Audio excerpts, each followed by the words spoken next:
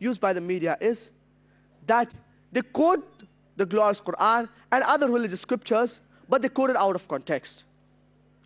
And one famous verse used is Surah Tawbah, chapter number 9, verse number 5. And Arun Shuri, one of the staunchest critics of Islam, he writes in his book, The World of Fatwas. And he quotes Surah Tawbah, chapter number 9, verse number 5.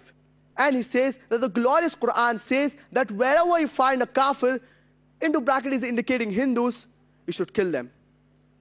If you open the glorious Qur'an, this verse is mentioned that wherever you find a kafir, you should kill him, but it's out of context. For the context, you have to start reading from the beginning of the surah. Allah subhanahu wa ta'ala is talking about a peace treaty between the mushriks of Makkah and the Muslims. And this peace treaty was unilaterally broken by the mushriks of Makkah. And by the time Allah subhanahu wa ta'ala reaches verse number 2, He is giving the mushriks of Makkah an ultimatum, a warning that put things straight in 4 months' time, otherwise declaration of war.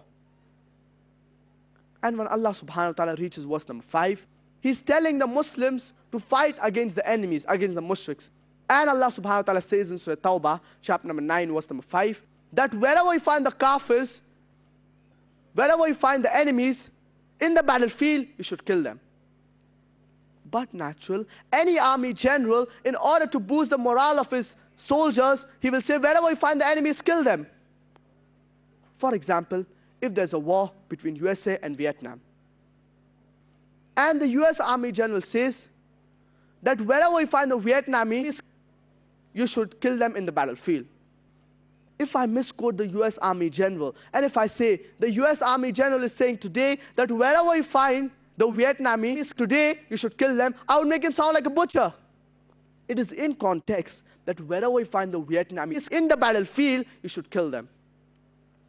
But natural, any army general, to boost the morale of his soldiers, he will say, wherever you find the enemies, kill them. Similarly, Allah subhanahu wa ta'ala, to boost the morale of the Muslims, He's saying, wherever you find the enemies, kill them. Allah subhanahu wa ta'ala will not say, okay, go run away. So it is in context. Wherever you find the enemies, you should kill them in the battlefield. We have several such examples. If you read in the Gospel of Matthew, a similar example is there. It's even mentioned in the Hindu scriptures. It is mentioned in Bhagavad Gita, chapter number 1, verse number 46, 47, 48. Krishna is giving an advice.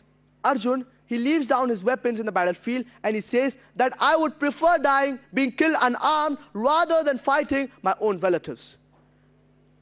Further, it's mentioned in Bhagavad Gita, chapter number 2, verse number 2 and 3, that Krishna says to Arjun, "O Arjun, how could you become so impotent?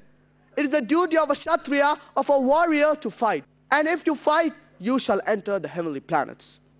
Now, if I misquote Krishna and say that Krishna is saying to fight against your own relatives, and Arjun leaves down his weapons in the battlefield, and he says, I would prefer dying unarmed rather than fighting my own relatives. So if I misquote Krishna and say that Krishna is saying that fight against your own relatives, it would be wrong. It is in the battlefield, wherever you find the enemies, you should kill them. So it is in context.